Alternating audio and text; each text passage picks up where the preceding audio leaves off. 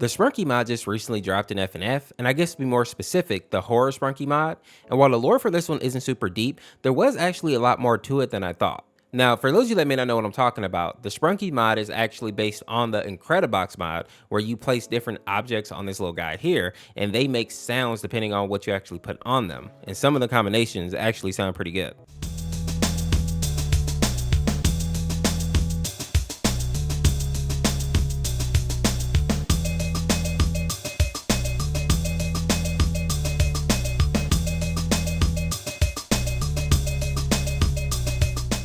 Now in the mod, when you actually place this hat on a character, we get transported over to the horror version, and the concept is pretty much the same, but now most of the cast is dead. The exception being the guys that are on the screen right here, which are the white cat, who is named Winda. Then we have Gray, who is actually the main character in the horror mod, and the reason that this guy was able to survive is because he actually hid when the killing started. And while some people may say that he's a coward, I think most rational people would probably hide if people started dying around them. This yellow dragon here is named Simon, and he was the main character in the normal version of this mod, but this version is definitely evil.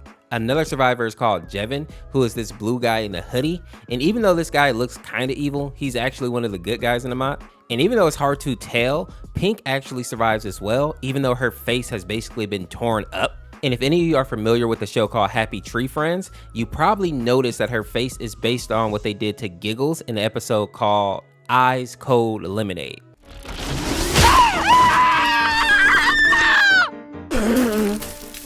Next we have Funbot and Brud, who also survived, even though Brud looks like he's about to die considering half his head is gone. And in case it isn't obvious who actually bit half his head off, it was Simon. I think those huge teeth kind of give it away.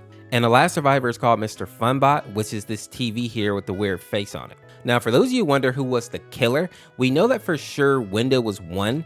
Apparently she likes to use knives, and also she used a gun to take out Tuner, which is why he has this hole in the front of his hat. But as I was reading, I learned that she isn't the only killer amongst the bunch, even though it doesn't specify who the other killer or killers are. Now we also know that Garnold dies because of the spring traps in his suit activating while he was in it, which is obviously a reference to FNF.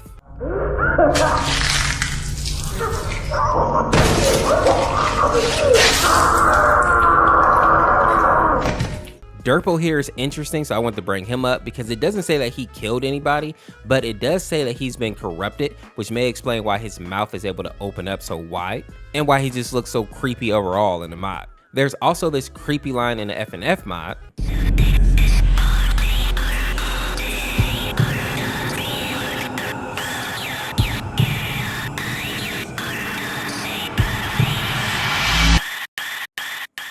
And this is taken directly from the original game.